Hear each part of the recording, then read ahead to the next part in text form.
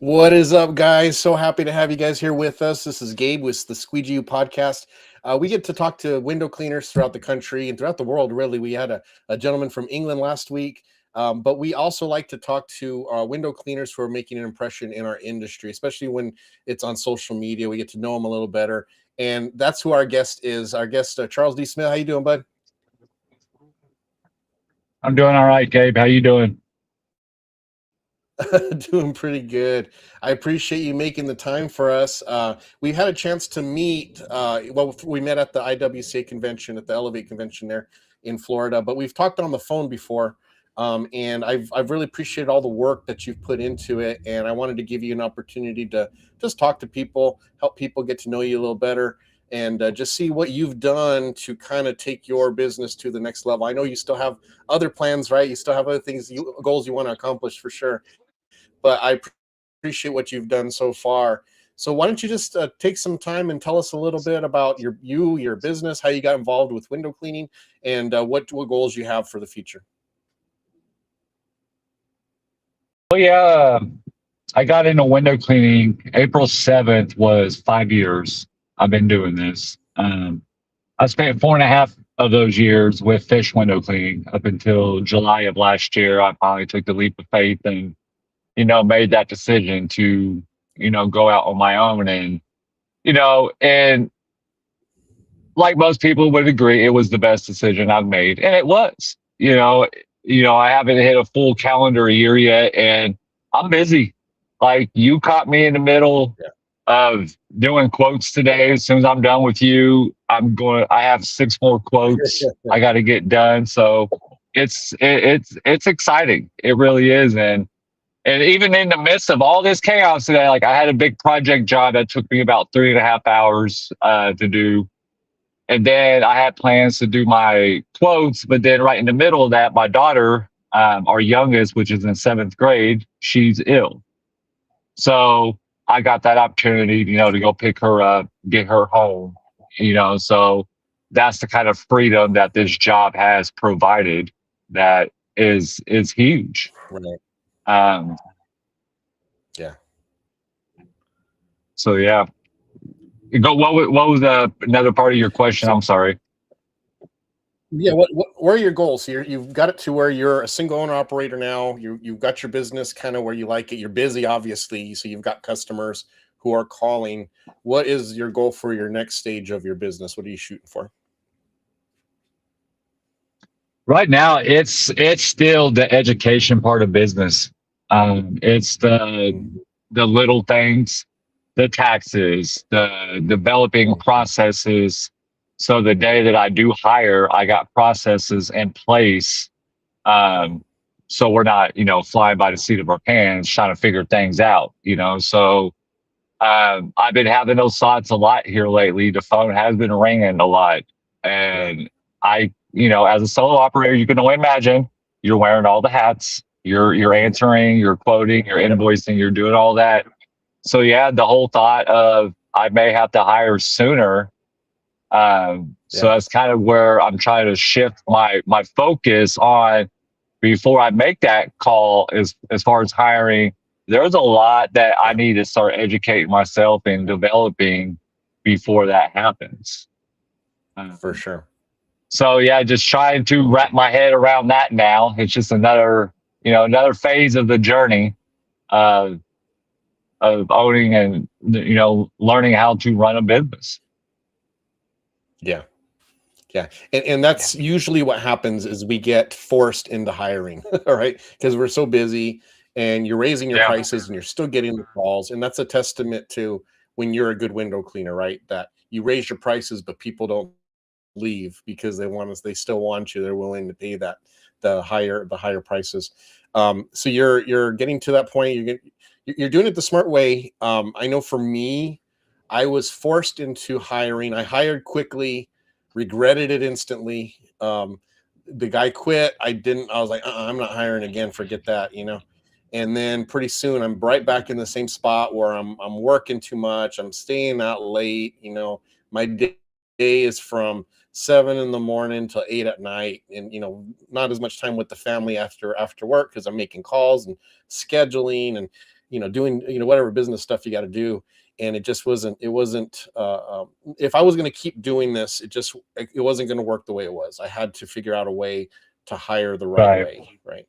So what are some things you're doing then to kind of train yourself education wise on how to get to that next stage?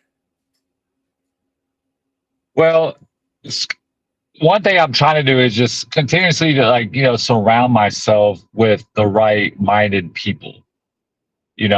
I'm very, very blessed, over these last 2 or 3 years that, I've had a lot of people come into my life that's brought so much value, not just as a friendship, but, things that I lack, are other people's strength, and we're, especially a lot of people in my church, we're a very close, tight knit family, and there's a lot of help being done. So me being able to reach out with people like with sales, people with marketing, people like in HR, asking questions. If I got questions, I've got people at my disposal that I can ask. Questions are free. I always say, it's the questions you don't ask are the ones that are going to end up costing you. So it's like, for me, it's just continuously just educating myself. Things are going to happen, things are going to come along, when it's the time is right. So in the process, instead of trying to rush everything and get everything done, I'm allowing it to come to me, but I'm also doing my part on the back end and continuously just educating myself. Surrounding myself with the right people, and try to ask questions. Yeah. And do you have any local people, friends, family in the church or wherever that you talk to that you kind of view as a mentor a little bit business wise? Well, yeah, I have a brother of mine. He's actually my pastor's brother. We actually went into business together. He partnered up with me with, he has another business called Kingdom Advisory, and he definitely has a serving heart, and he just kind of believed in my story and what I'm doing. So he wanted to partner up and invest into my business. So he's got 25, 30 years experience in business. So we get together every other week. We'll get together, have an hour, 30 minutes to an hour kind of meeting, kind of touch base on things. He'll help me out on that. So yeah, I have Jason at my disposal, like when it comes to a lot of the business and structures and just kind of going about things. So for sure. And that's really smart. And this is what I did. And I tell people to do it as well. If you have a local person who you look up to who's a good business person, a good networker, especially when they've got a ton of connections, buy them a nice lunch or a nice dinner and just say, hey, I'd like to pick your brain. What's your favorite restaurant? Let me buy you a dinner if you'll give me a little bit of your time to just ask you some questions. And of course, they're going to be happy to get a dinner, a good steak or a sushi or whatever they like, whatever's a treat for them. They're in a good mood, and you're showing appreciation for their time. You're not just taking their time away from them without giving them something in return. You're giving them a nice evening, you're talking, you're getting, making that connection, and they become a resource for you. As long as you demonstrate to them that you appreciate their time. You're not just trying to talk to them and get some information for free and then never talk to them again, which I know I've had that experience. You feel kind of used a little bit where you're talking with someone, you feel like you're making a connection, and then it's almost like as soon as they get the information they want, boom, you never hear from them again. And you're like, hey, come on, man, I'm more than just an information source. I can be a friend too, and so the people who appreciate that, I'll bend over backwards for them. They call me on a weekend and they just want to, get some info, get some advice on something, I'll take that time and talk with them if they've demonstrated that they appreciate, what I'm doing. And then I'm happy to, and that's kind of the birth of Squeegee really, was just getting a lot of those calls and recognizing, hey, I got to get compensated for this because it's a lot of time I'm giving. But I still want to help people. I still enjoy that. but as long as we can find some medium, or we can, I can get compensated, I can still provide for my family while giving that time, and that's kind of where it came from. But yeah, just, man, keep those relationships, nurture them, take them out to lunch, take them out to dinner, play golf with them, do stuff that you can help them to see you appreciate them for more than what, they're just their information or their experience, that you appreciate them taking the time for that. Because I mean, that's what I did.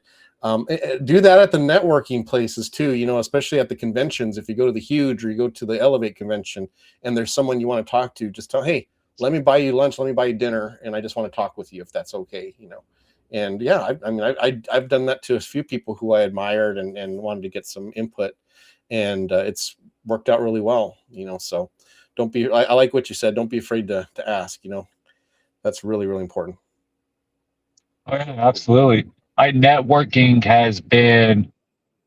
that's been my number one driving force behind a lot of my jobs that I've gotten. It's just because of networking.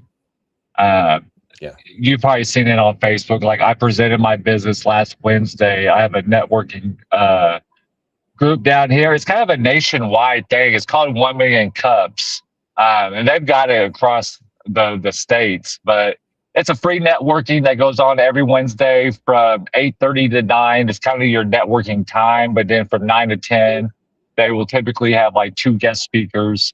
And I presented my business the first time back last September, and that was the first time I've ever done anything like that. So, the nerves, all that was there, but it went very well. So I decided I wanted to do more of a praise report of what's been going on, in the last 8 months. And, and out of that experience, I got 4 more leads, just Nice. for that 6 months talked, so Yeah. I'm big on planting seeds. Plant a seed, but you got to water it. By watering it, I'm talking about you got to show up. You got to show up to these things. You got to be consistent. Put a face with the name. And once people start to recognize you, they start to know your name. You're being consistent. They'll take you more serious. Like, hey, this guy's legit. He wants to see his business grow. And people respect that. And then typically that's when they start to reach out. And so that's it's been a huge blessing. Yeah, that's a really, really good point, Charles. I think people get frustrated with networking because they go to an event, they show up, they talk to a few people, and then nothing happens, right? Nobody calls them. They pass out a bunch of business cards. They don't see anything for it. And then they say, oh, this networking doesn't work. And so they just kind of disregard it. But what you got to remember is this is an investment in time, right? So you're showing up consistently, and pretty soon those people who you gave your card to, 3 months ago, now they've seen you enough where they trust you, and they say, okay, this person's serious about it. So being consistent, if you're going to do networking, you really have to go in with both feet. You can't just dip your toe in every so often. You're not going to see the results that you're looking for. Pick a group, like you say. You got the Exactly. What'd you say, 1 Million Cups? Is that what it's called? Yeah, it's called 1 Million Cups. 1 Million Cups. So I was in BNI for a long time. I just stopped my membership only because Squeegee was taking a lot of my time. I wasn't able to make the time for the networking groups. But BNI is real popular. That's international. Most towns have multiple chapters, so you can find one that fits your time, that's convenient for you. Some of them are in person, some of them are on Zoom. The one I was in was on Zoom. That's why I liked it. It was from 7 to 8:30. So I wasn't missing too much of the day by being in that group. And man, I formed some really great relationships that still, even though I'm not in BNI anymore, they still call me and use me because of that. But you have to be consistent and show up. Otherwise, you're just a fly by night. You're just someone who doesn't really, showed up, wants to get business, but isn't going to give business. And that's what networking is about. You're also supposed to get to know the other people so that you can refer them when your customers mention, hey, I need a painter or I need a plumber. Who do you know? Oh, well, I know someone from my networking group who's a really good guy. You're going to really like him. Here's his card, and you can, that's the whole goal. That's the whole goal of that. So networking is great. It does take work, And if you're not in a position to give that work, then it's probably not going to work out for you. But if you want to view it as a way to grow your business, sometimes free, like you say, if you can find a free networking group, which a lot of towns have them, or you might need to make an investment, like with BNI, I think it's like $1,200 a year or something like that right now. You might make investment in both money and time, but your goal is it's going to help grow your business. And I know that was kind of the next step in mine, was once I started doing the networking, because I'd already kind of had my Facebook and my Google and all that advertising going. And I was looking now to make the connections with the people who knew the other people, right? Who knew the people that I wanted to get to reach. And I was getting hit in that roadblock. So making those connections was really helpful, for sure. So I haven't joined any BNI chapters. Now, I have been invited millions of times, and I've gone to quite a few of them, just being, invited. Because I look at that as an opportunity. You go in there, you're invited, hand out as many cards as you can in that 30 minutes that you're mingling with people, and then talk a little bit afterwards. And if you can get one or two quotes out of that one little thing, sweet. It was worth it. But as far as taking the time to invest time in joining a chapter, it's like, I'm too busy right now. If I did have one more person, like I did think about, like, my first hire, instead of hiring someone to clean windows, I actually want to hire someone for sales. Like, I'll take care of the cleaning aspect, but I would rather hire someone for the sales aspect. So this way, if they're out doing sales, they could also attend these BNIs and these networking groups, be at two places at one time type of deal. Yeah, for sure. But yeah, networking, man, that's super, super, super important. I think that's been, that's been like my number one driving factor in the sales that I have gotten. Nice. Well, I do want to take some time to say hi to some people who are watching. So Nick Anderson said he's just popping in real quick, and then he has to go do some work. So thanks for popping in, Nick. We appreciate you. So you might probably be listening. Yeah. And then also Tyler Levi Smith, he says, "Hey, Charles D. Smith, congrats to you, Tyler, on your new position with WCR. That's pretty awesome, man. Really happy to see that." That is Thomas awesome. Wilson popped in. Squeegee Chick just popped in. Damien came in. Corey, Tyler Blue came in. Jake Van Orden's in.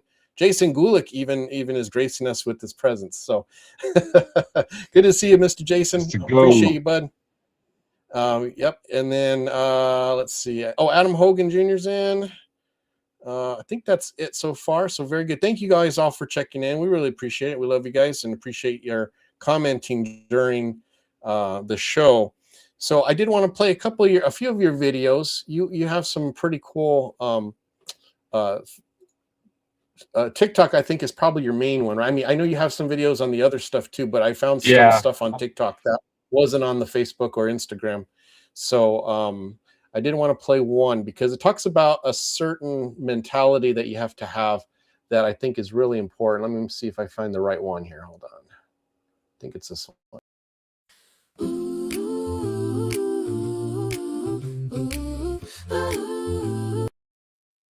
No, that wasn't it. This is the one. We will watch that one too because I like that one, but this one. Some days you'll feel invisible, like the work isn't paying off, like no one notices, but that's the point. The real growth, it happens in silence. No applause, no recognition, just grind. While they're sleeping in, you're putting in reps. While they're doubting, you're building. And when it's time to show up, you won't need to say a word. Your results will do all the talking. Now, the reason why I like that video so much, so the message is really important. I think a lot of people give up on their business, give up on their dream, of just kind of running their own show because of the pressure and the anxiety that comes with being a new business owner. And if you are relying on applause, commendation from others, if you're relying on instant results, if you're basing your self-worth on whether your business is doing well at any point of time in your journey or even in the year, it's going to be a rough ride for you. So part of, a lot of people say, Yes, oh, sir. I'm grinding. But grinding really means doing the work without expecting anything in return, right? It's doing the work without expecting someone to recognize that you're doing the work. You're going to have to build yourself strong enough so that when people do finally notice, you've got your roots down on where you're at, and you've already developed the muscles, the strength to be able to endure that. So I love that message. Can you just tell me a little bit more about how you incorporate that message in your business? Well, like for me, like you said, everybody's out here grinding. You get up, you're quoting, you're doing your work, but like you said, it's the behind the scenes. It's the when you're not getting the applause, you're not getting the recognition, you're not getting the attaboys or whatever people are, searching for mentality. Mm-hmm. For me, it's just a part of the journey, because I want to sit back, 10, 15 years from now, when I build this business up and it's successful. I want to sit back and have that moment that I look back at days like that I'm going through right now. Those hard days where the doubt was there, the fear, the anxieties, is this going to work? Why ain't the phone's ringing? I'm overwhelmed. And just to see the phases of the journey of business and how it's grown from where it started to where I'm at, 10, 15 years from now, I want that moment for myself, because it takes a lot of hard work. It takes a lot of heart. It takes a lot of, it just takes a lot. It takes a certain type of individual to want this to work, because everybody's got goals. Everybody's got these dreams. It sounds good when you're thinking of them, but when you actually start doing it and having the mentality that, oh, there's more to this. There's more than cleaning windows. Cleaning windows, that's the easiest part of this. There's a lot to this. And money doesn't motivate me. That doesn't define my success. It's the days that I don't want to go into work. It's the days that I'm not motivated, but I still push through. That's what motivates me. It's the journey. Because we're going to have some bad days. We're going to have some days that we're on cloud nine. Like, we feel like, like everything is great. So like, back to money doesn't motivate me. So that's not what drives me every single day, because the money's going to come. If you're going out there, you're doing good work, you're following up, you're doing everything you're supposed to, money's going to come regardless. Yes. But it's just the journey of everything that I appreciate. And we will have days where we feel like we want to give up. It happens to the best of us. If one person says, "Oh, I've never had those days," you are completely lying to yourself. Because it's hard. This is, especially when you're doing it by yourself and you don't have a lot of business background, education, and stuff like that. You're just learning everything. It gets very, very overwhelming at times. Yeah, for sure. And that's why you got to have people to talk to. Social media can be a double-edged sword. On one hand, you do have access to so many people that can be your biggest cheerleaders and can support you and can help you. But on the other hand, you also see everybody showing what they're doing, right? And it's like they're putting always what the best face that they have on, right? I picked up this big account. Oh, I made this much money on this job. Oh, I'm doing this, I'm doing that. And it's, some are bragging, some aren't. Some are just sharing their experience. They don't mean it to be in a very bragging way. Yeah. But that can have a psychological effect on you, right? If you're seeing, man, everybody seems to be doing better than me, and I'm still struggling here. I don't know, what am I doing wrong? What you don't see, and me over the years, I've been doing this 26 years and have been kind of a mentor, quote unquote, for the last 6 to 7 years. A lot of those people who are posting all their successes, they are struggling. They are really struggling. And it's almost like they're trying to self-soothe by their posts. You know, remember this one guy, I thought he seemed like he was doing fine. I mean, literally every week he's posting some new job he had or some great thing he did. And he's, oh, you know, business is going great and this and that. And then he messaged me and asked if we could talk. And I said, sure. So we talked on the phone.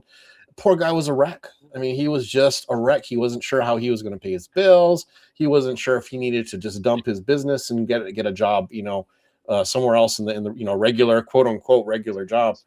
And, you know, we had a really good talk. I mean, a lot of his concerns were things that he just needed to change his viewpoint on, you know, and he was putting way more pressure on himself than he needed to. And I tried to help him to really appreciate what he was posting, that, hey, those are successes. Yeah, those are good things, you know. Yeah, you've got these other bad things you're dealing with, but every business owner does. Every single business owner has challenges that they got to meet. But we can easily fool ourselves into thinking we're not successful because we're not matching what other people are posting, when in reality they are struggling just as much as any of us were, you know. And they've gone through that. I know with me, there's a lot of times where our mortgage was due and I just happened to get a call that morning to go do the job, make the money, and then pay the mortgage that day, you know. A lot of times where it was just skin of my teeth, you know. And even now when we get slow, I mean, sometimes I'm like, am I going to cover payroll? You know, am I gonna, we get slow because it's the summer or it rains or whatever. And you know, I'm just like, man, you know, I may not be able to take a paycheck this week because I gotta pay my guys, you know. So everybody goes through those ups and downs. That's just a normal part. How big of a crew do you got? So right now we have 5 guys. One guy is, yeah, about 5 guys. One is part-time. So he what it was is I hired him seasonally, and then I usually let my seasonal guys go at the end of December, but he wanted to hang on. So he's still working, but we you know, I have enough work for 4 people, not for 5. So, but I still give him work, and when someone's sick, you know, he'll jump in. But yeah, that's where I'm at. I'm a 5 trucks, because I have a truck myself. So that's kind of where we're at. It's kind of a sweet spot, I find. And I was told that's a nice sweet spot by several people, and which is why, because I've had as much as 6 vehicles. And then I came back down. This is manageable for what I need to do, you know, since I'm trying to get Squeegee started and I have a lot of other projects going. Any more than that, it's kind of hard to be away as much as I am. You know, I really trust my office, and I trust my technicians, who are really solid, all of them, you know, many years of experience, each one of them. And they're just really solid guys. So, you know, if I didn't have them that much, I don't know that I would have the time to give what I do for Squeegee, you know, and like I said, some of the other projects.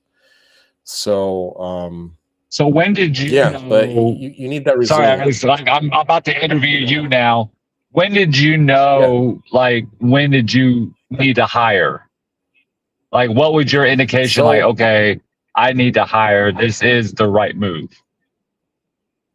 Yeah. So when like I mentioned, I hired really fast, but regretted it, and that's because I didn't do it right.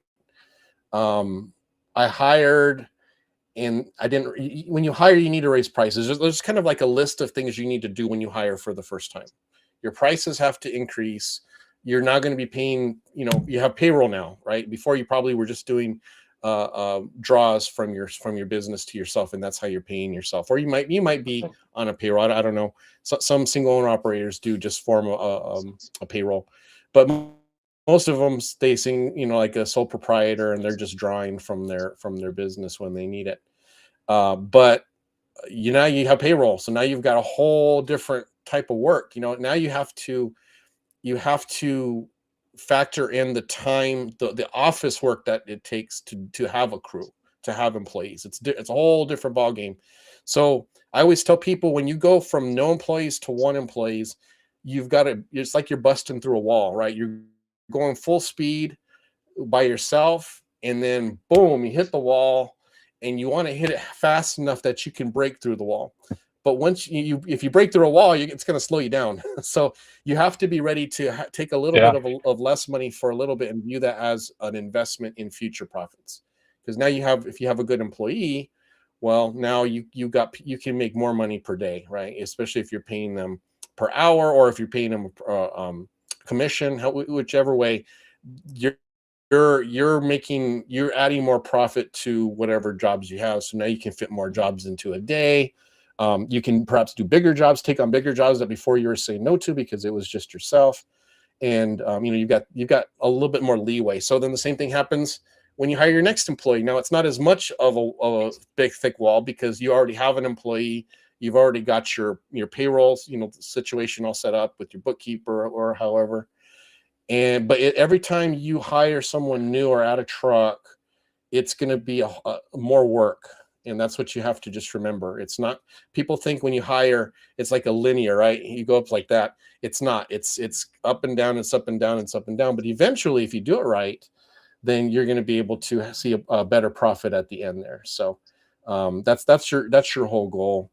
But to answer your question, I honestly didn't really know. I knew I was dragging myself. I was exhausted. I was working way too much. I was not having enough time for my family. So I knew something had to happen. So when I went to my second IWCA convention, kind of like what I mentioned earlier, I took a guy, I asked him, hey, let me take you to lunch. And he ended up paying for my lunch. He bought me lunch, but we sat down and had a great conversation. And he just opened my eyes to a ton of things and helped me to see how I could hire in a smart way rather than just hire and then try to, figure it out in the middle of it, which is what I was doing, especially what I did the first time. That was so valuable. And I talked to another guy who, Greg Reed from he was past IWCA president. He all same thing, just, hey, now I was at a different stage when I talked to him. So now I was asking questions for a different stage, and so it's like you can find mentors for different stages of your business growth. And the bottom line thing I tell people is, if it's not fun, if you wake up with a pit in your stomach, there's something needs to change, right? There's corporate jobs where you can make a ton of money and wake up with a pit in your stomach. So if your own company is causing that anxiety, there's something being done wrong. You should not have that. All business is stress. Yep. But if you're killing yourself, then you gotta look at what you're doing, and it's probably something systems related that you can tweak to take some of that pressure off of you. Yeah. I don't know if that answered your question or not. Yeah, you see, that's what I would. Yeah, no, that's perfect. That's what I was saying. Like, those are little things that I want to work on before I'd make that next step. Is having those processes, not making the same mistakes, learning from other people's mistakes, Yep. Luckily, my wife, she has a lot of experience in interviewing. She's a sales manager at a rental company. They rent out like your boom lifts, your scissor lifts. So that actually benefits me when I need them. So luckily, like, she has a lot of experience. Like, my wife's actually 51% ownership of our business, and we're hoping for one day she plays a bigger role within the business. So yeah, that'd be good to bring her along, because like I said, she has a lot of that HR experience, hiring. That's her spiritual gift, is discernment. And I trust her discernment when it comes to people. So to me, that's key. Because one bad hire can really set you back. Yes. That's so try not to make those mistakes. But they're gonna happen. But it's not a loss if you learn something from it. So no, absolutely. As long as you learn through your mistakes, it should be good. Yep. 100% learn from what you do. Learn anything time you do, even if it's just ends up being a real bad experience. There's information, there's data that you can gather from there to help you in the future. So as long as you're willing to be able to look at that's a great thing without pride. you brought up the IWCA. I was there and got the pleasure to hang out with you, and and that event was a pretty cool time. That was really, really cool. I like where it was held, like that outside setting. Like I've never been to the huge, but I can only imagine, everybody being kind of trapped inside this building. But no, going down there to Orlando, getting to meet you, getting to meet everybody like in person, there is so much, like we were just talking about, like having people to reach out to, like if you have business questions about equipment or business or scheduling or something, it's like, it's cool to know that I can go through my phone and I can call about 8 people, as far as window cleaners all across, United States to ask these questions. That's, to me, that's cool because that's, a lot of like Damien, he was the first person as far as in like the pro window cleaning to like really reach out to me. He started liking my videos and stuff, and once I announced I was going out on my own, he was like the first one. So like Damien's always going to have like a special place in my heart because like he was that first person. And I've reached out to him several times. Like, I bought this water fed pole system, and I had some issues with it. And, I called him up, he answered, he helped me right there on the spot, and I was like, that's cool. That it really is. I'm very, very grateful and blessed to have gotten to meet and made a lot of friends because of window cleaning. It's like I never thought in my life window cleaning was going to bring me the friends that I have. Yeah, for sure. Well, I know, Thomas Wilson made a real similar statement about how back home, he found it difficult to kind of fit in places. And when he came to Orlando at the Elevate, he just said he felt like part of the family already, that he was just a part of a greater group. Yeah. And that's what's so cool about it, that community. And you can feel like you can talk to someone who knows exactly what you're dealing with, right? You don't have to explain. You don't have to say, I'm a window cleaner, I'm this. And then you just see the glazed look in their face. These are people who know it, been there, felt it, either are in their journey going up to you or past their journey coming, that they've already done what you've done. All of that is vital, important information, and we can share it and help each other with that. It's really, really just a neat opportunity. Yeah. Yep. So some advice. I had the pleasure. I had a great conversation. Go ahead. Yeah, go ahead. Sorry. No, I was going to say I had a great conversation with Mark Tanner. The convention had started. I think it was day 2, and we had sat outside. That entrance door before you walk into the convention, out in the courtyard. So we had sit there for 15, 20 minutes and just talking about window cleaning and other things. But I love Mark. Mark, I do. He offered to train me because I really think about getting into the resurfacing of glass. So he wants to. Well, I'll have to obviously buy the ticket, go down there in Florida to train with him for about a week. I'm looking to make that happen sometime this summer. I was like, what better person to learn from than Mark Tanner? I was like, I will definitely make 100%. A trip to Florida, spend a week with him to understand everything about that. Yeah, no, that's perfect. That's perfect for sure. But just getting back to your question, what you can do now is work on your systems. And like I talked a little bit about how I have such a good office. Well, that's because we have systems in place. There's a lot of things that when they talk to the customers, there's decisions that have already been made. When I first had office staff, it felt like they were calling me every 20 minutes.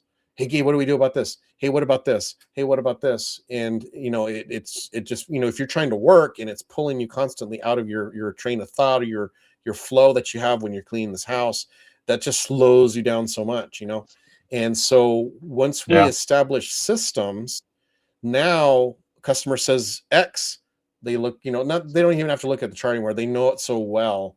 But we had a flow chart as to, okay, if they say this, this is the answer. If they say this, this is the answer here. This is what you do. This is the next question you ask them. And now, I have two really awesome women who run our office, and they've been with me for, gosh, going on 8 years now. So they know the business back and forth. But they know when it's something that they can make a decision on, or they know when the answer is already established, or when it does finally get to that point where, like, hey, we need to bring Gabe into this, right? So but that frees me up so much during the day, because I don't have to be the person that makes the final decision all the time, because the systems are in place, and as long as they're following the systems, they're going to make the right decision. Excuse me. So so that's what you can do, is you can work on those systems now. Yeah, get them in place, so that when you do hire, and it's just simply, okay, do it now. If I were on this job with a new person, what are some of the things I want them to know? What are some things that mistakes they might make if they don't know? Write them down. ChatGPT is really awesome for helping with writing some type of what's the word, protocol, SOPs. Yeah. So once you get that established protocol, you can have it written down, put it in the employee handbook, and now when you hire someone, you just go through the employee handbook with them. And if you see them make a mistake, you go right back to that employee. Hey, remember this part here in the employee handbook? You didn't do this today. Just make sure you do that next time. All right. And it's written down for them to look. So it just, once everybody knows what those processes are, there's a lot less need for you to be on site to do that, and that's how you start freeing yourself up, right, to run the business rather than having to put out fires all day. Yep, I agree. So I was going to ask you another question. You obviously you have a shop, correct? No, I have a home office. So I have not bought a shop yet. So you don't have it. So you don't have a shop that everybody reports to. Nope. Everyone takes their vehicles. Okay. So yeah, that was my question. Okay. That was my question. How long were you in business before you got your own shop? Or how are you set up? Like right now, everything's at home for me. Yeah, no, that's the way it is. But fortunately, because I have, we have 4 trucks, all the trucks are packed with equipment. So I do have to kind of sift through and go through things, but like here at my house, I have a home office, which is off to the side of my house. So it's separate from our house. And I have storage that's just for the business. But we have pressure washers here. We keep, some of the bigger equipment, like my water fed trailers here, obviously, but most of the trucks have all the other stuff. And so when I drive around, I'll bring supplies. I'll bring, the walnut pads. I'll bring Ettore rubbers. I'll bring soap. But everyone else kind of just maintains their vehicle. And if something breaks or needs a replacement, they let me know. We feel we have a list of what should be in every truck. But that takes a lot of pressure of having to store everything on my property. And I eventually, I will obviously, especially when Squeegee gets bigger, I will buy a property, mainly so I can have a training classroom and a training building for cleaning.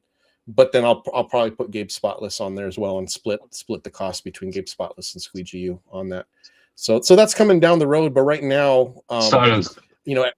people live on different parts of the town. So I have someone's on the east side. I have someone's on the northwest. I have someone's two who are south.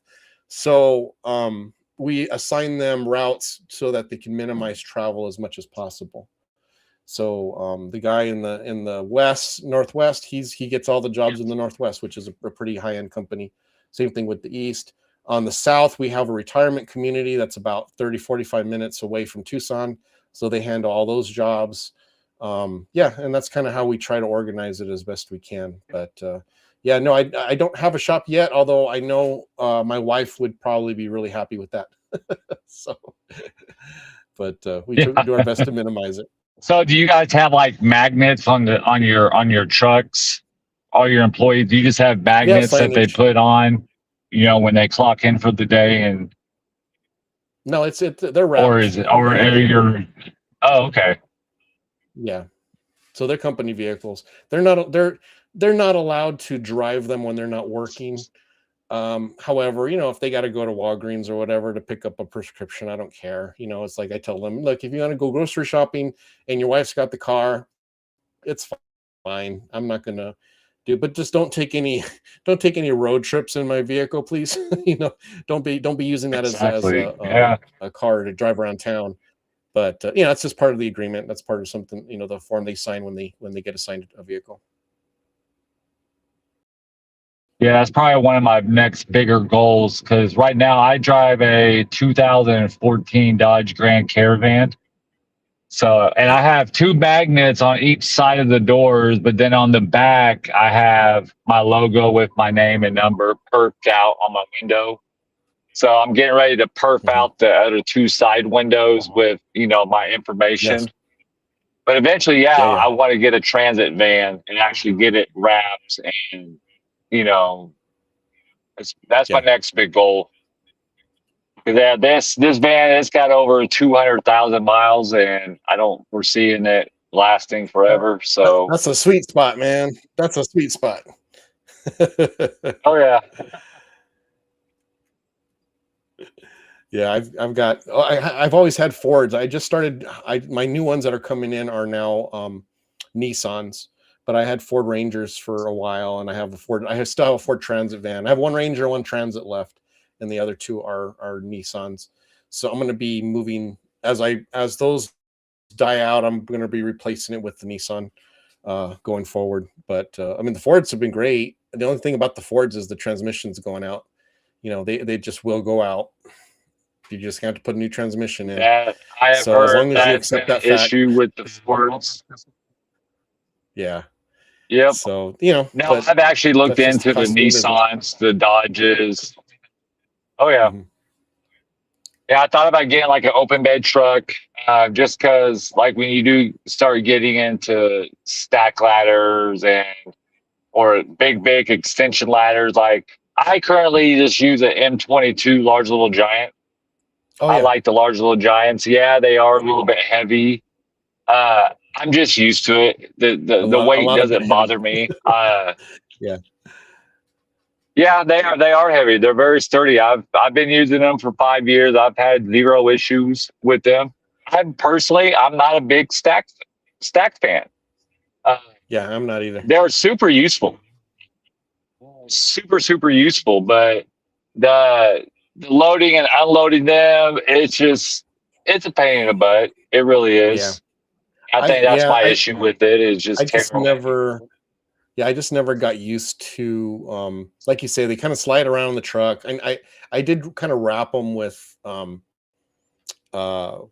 like those straps, those Velcro straps, I had them down so they wouldn't move.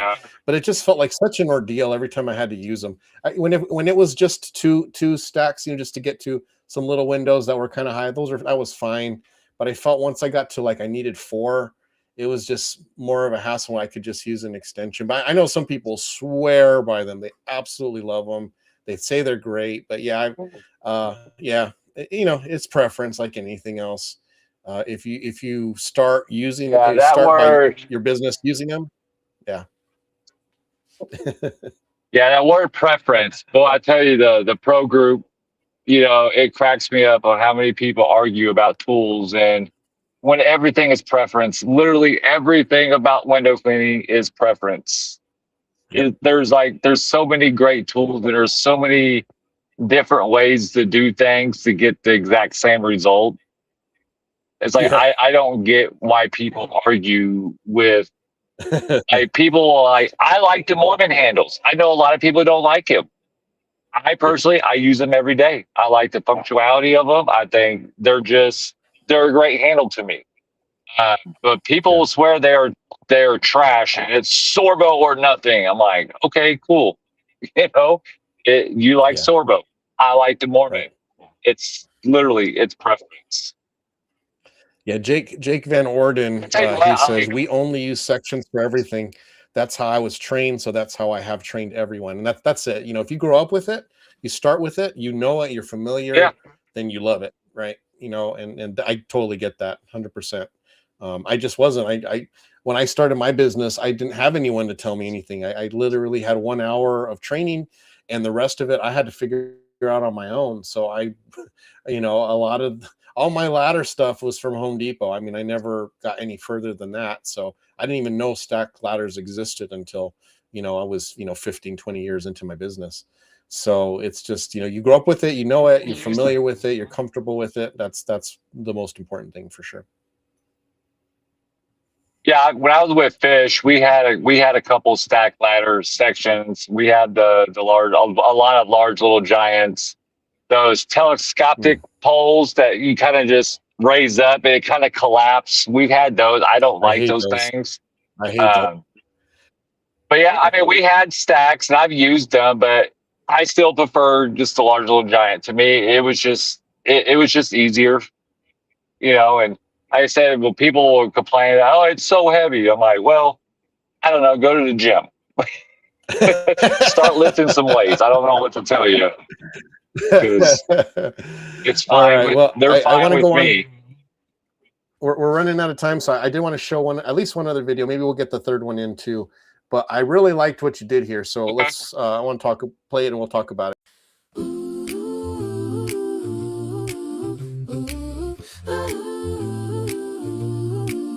When your windows need attention and you want that perfect shine, a clearer vision window cleaning, we make your world look fine. Streak free, spotless, every time you call.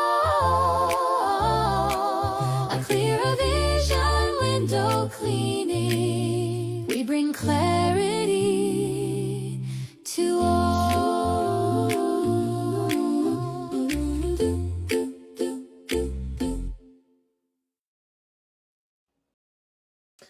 All right, so I'm assuming you made that with AI. Is that correct? Yes. Okay. No, I made that song I made that song about a couple months ago, and then I'm paying for CapCut, and you know, CapCut, if you pay for their pro subscription, you know, you get other features. So obviously, I'm using AI to create this storyboard, and then I go to my Google Drive because I had that song saved from months ago. So I just combined the two. Yeah, I'm an 80s baby. So we grew up, you know, the 80s were known for their little jingles and their commercials. Mm-hmm. You had commercial jingles stuck in your head all the time. So I wanted something that had a little jingle to it that could get stuck in your head. You know, it's like AI is such an awesome tool once you kind of understand how to use it. I just want, I haven't seen any other window cleaner business do that. So I thought I'd try something different. I seen Chris Eckstein, he did something like that. I just seen it this morning. He made a video, had his little song to it. And so no, I think it's creative, and I think it's just a little smart marketing little tool. Yeah. Well, like you said, I don't think I've seen anybody else use jingles like that. Now, I have a friend of mine who sent me 2 jingles that he had AI make for my company, just like for kicks, you know. And I played it for my wife and my daughter, and they're like, it's kind of cheesy. I'm like, yeah, but that's the point. You want it to be cheesy. You want it to kind of stick in people's ears, you know, be a little earworm. So but I hadn't done anything with it. But once I saw that, I said, okay, I think I'm going to make a few videos for advertising the company and play those jingles in it and just see what kind of reaction I get, you know. But I just thought that was really smart. It's something that's available to us now. You know, before, not all of us were musicians who could write our own music and play it and sing it, you know. But now with the help of AI, if you kind of have a general message. You don't want to hear me sing. Yeah, but you have AI, you can get that together and use it to promote your business, you know. So I just thought that was really clever. That was a really neat thing that you did. And that's what I do with my content. Like my content, I don't do it to get leads or get sales. I just do it. One, I like creating content. I like the video editing aspect because there's actually a lot that goes into what I do. Um, but it's just bring awareness. It's just like Yes. if I'm looking for like a service, like a home service, and they've got videos, well, I would like to see what I'm potentially going to hire. Like if I can Yeah. actually see somebody's work in action, like, man, okay, they know what they're doing. Cool, yeah, let me go ahead and give them a call. So that's kind of, I guess I use it for sales, but that's not the goal is to get sales. It's to kind of give a preview of what you're getting when you dial that number or you go to that website to book book an appointment. Yeah, it is sales, but you're selling yourself, right? You're selling your personality, and that is Yeah, just as important. Let's be honest. There's a ton of window cleaners in this country, right? Most of 90% of them do a pretty decent job of cleaning windows. That's not anything that's special yeah, or new. Window cleaner in one part of the country can clean just about as good as someone in another part of the country. So what you have to sell then is yourself. What's the personality, And so, like with my company, we're really big about. I hire on personality. Whoever I hire should be friendly, cheerful, happy, hard worker, good with customers. Because that's how I've always portrayed my business as good customer service. We make relationships with our clients, not just view them as a way to make money. And so I want my employees to carry that personality through as they go. Even if I'm not there, they're still representing, Gabe Spotless Window Cleaning in that way. So yeah, I think that's what we have an opportunity to do. Even if, yeah, like you said, we make a video, we may not get any leads specifically from posting that video, but we do sell ourselves, right? We sell who we are. We're helping them to see, hey, if you give us a chance and hire us, you're going to get a pretty cool guy. You're going to get someone who's creative. You're going to get someone who's friendly. You're going to get someone also who knows what they're doing, who's going to give a quality clean on that. So, no, I just think it's a really, really great way to market your company. And that's why I wanted to show it. So I appreciate you doing that.